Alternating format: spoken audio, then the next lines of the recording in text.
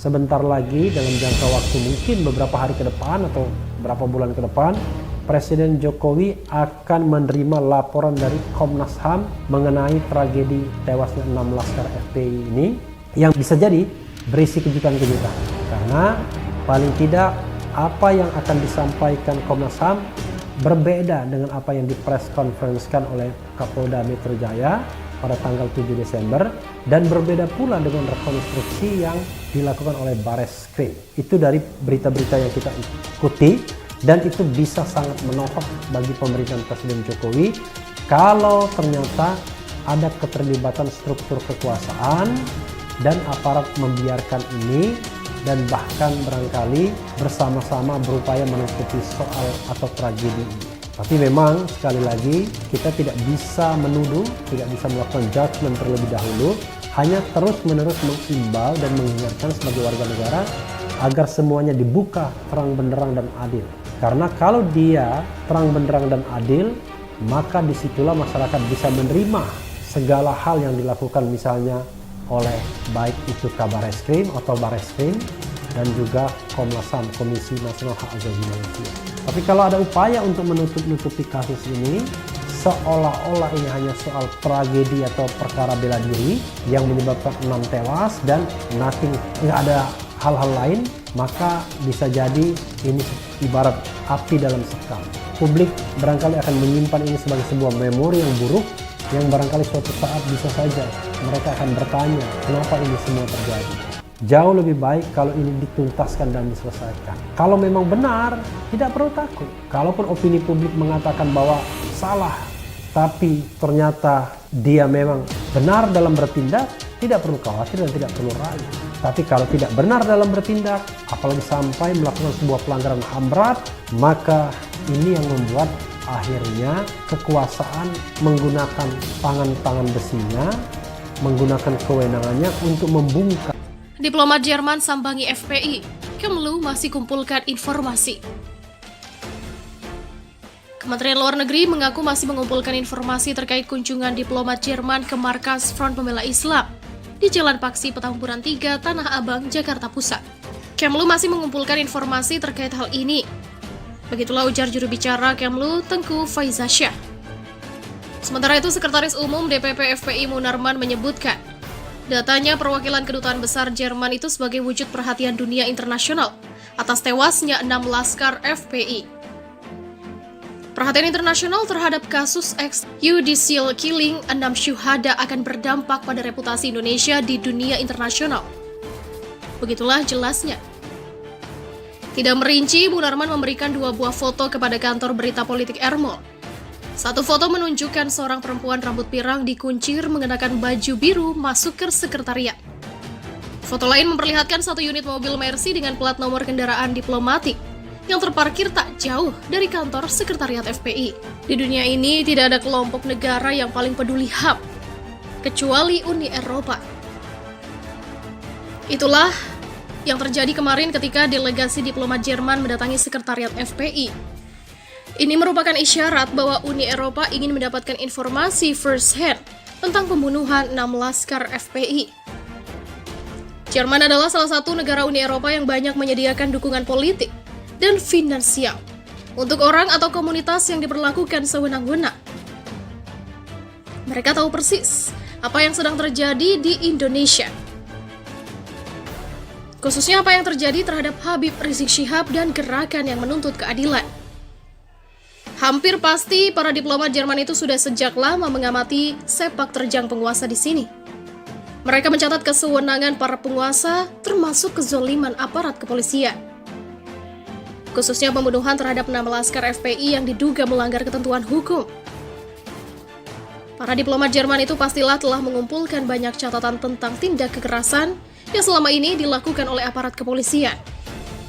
Termasuklah tindakan tak berperi kemanusiaan yang dialami oleh para pendemo terkait hasil Pilpres 2019 dan para pendemo Undang-Undang Omnibus Law, dan juga dalam berbagai peristiwa unjuk rasa lainnya. Pembunuhan 6 laskar FPI belum lama ini tampaknya dinilai sebagai klimaks kesewenangan para penguasa. Sekaligus para diplomat Jerman itu menjadikan pembunuhan ini sebagai momentum untuk memberikan peringatan kepada pemerintah Indonesia bahwa kesewenangan harus dihentikan. Sangat mungkin para diplomat Jerman itu ditugaskan oleh Uni Eropa untuk mengumpulkan informasi mengenai pembunuhan para laskar. Mereka boleh jadi sudah mengamati secara seksama tindakan aparat kepolisian dalam peristiwa tersebut. Jadi tidak diragukan lagi bahwa kunjungan para diplomat Jerman tersebut akan memperbesar aspek internasional dari pembunuhan 6 laskar FPI. Kita akan melihat perhatian yang lebih besar dari Uni Eropa. Selain meminta dibentuk tim pencari fakta soal kematian 6 laskar FPI, aktivis 98 yang memilih jalan intelektual independen non-partai politik yang tergabung dalam Nurani 98 mendesak Presiden Jokowi untuk membebaskan seluruh aktivis yang menjadi tahanan politik karena mengkritik pemerintah. Demikian ditegaskan perwakilan Nurani 98 Ray Rangkuti dalam keterangan persnya yang diterima kantor berita politik Ermol. Dalam konteks menjamin kebebasan bersuara dan kepentingan kualitas demokrasi Indonesia, maka kami mendesak kepada Presiden untuk membebaskan seluruh tahanan politik yang dipenjara atau sedang diproses hukum karena sikap dan pandangan kritis mereka. Begitulah jelas Ray Rangkuti.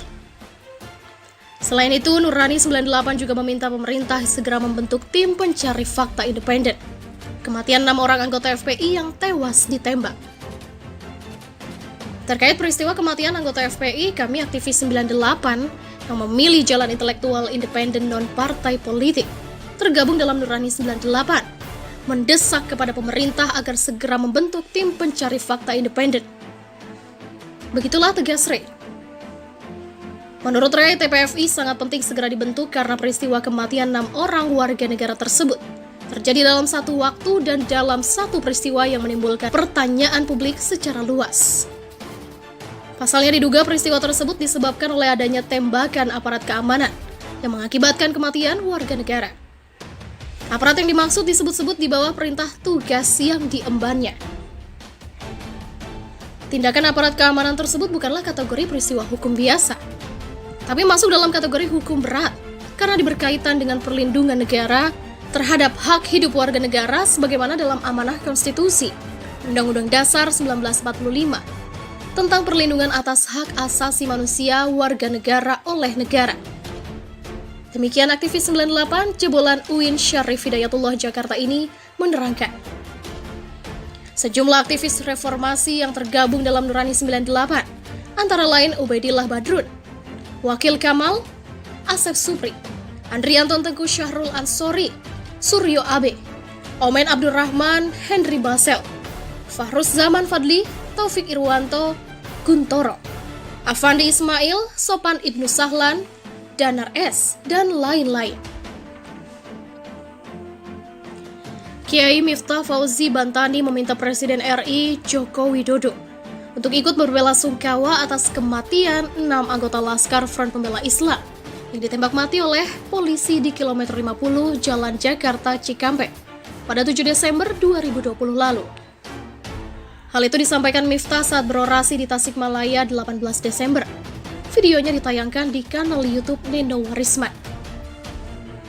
Menurut Miftah, sumber masalah di Indonesia saat ini adalah Presiden, terutama lantaran belum menyampaikan belasungkawa atas kematian 6 anggota FPI.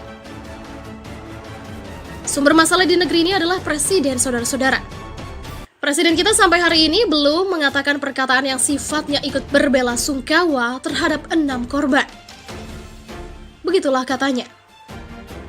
Miftah pun meyakini bahwa Laskar FPI yang mengawal Rizik saat itu tidak membawa senjata api. Ia mendesak Jokowi dan Wapres Maruf Amin agar buka mulut terkait kasus ini. Lebih lanjut, Miftah juga meminta Jokowi membentuk tim independen untuk mengungkap kasus ini secara objektif. Ia juga mengatakan bahwa kebohongan di Indonesia sudah sedemikian akut. Di akhir orasinya, Miftah meminta tolong kepada sejumlah ulama besar untuk menyampaikan aspirasinya kepada pemerintah, antara lain kepada Habib Lutfi bin Yahya.